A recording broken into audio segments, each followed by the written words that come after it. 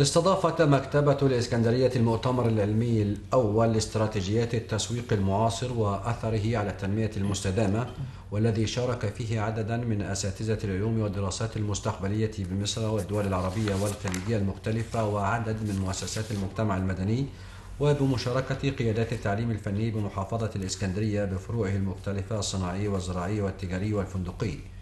وقد ناقش المؤتمر عدة محاور، منها تفسير الاستخدام الإيجابي والسلبي لتكنولوجيا تسويق المعلومة وعلاقتها وتأثيرها المباشر بالأمن القومي للبلاد، كما تم عرض دور وأهمية ريادة الأعمال والدفع بها لدى كافة الشباب بالمدارس والجامعات المختلفة ومدارس التعليم الفني بمصر، وذلك لتحقيق استراتيجيات الدول العربية وهدف التنمية المستدامة 2030.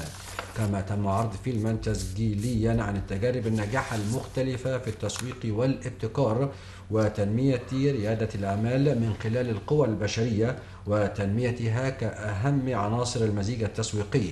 وبنهاية المؤتمر تم تكريم كافة رواد الأعمال المشاركين من مصر ومختلف الدول العربية المشاركة بالمؤتمر.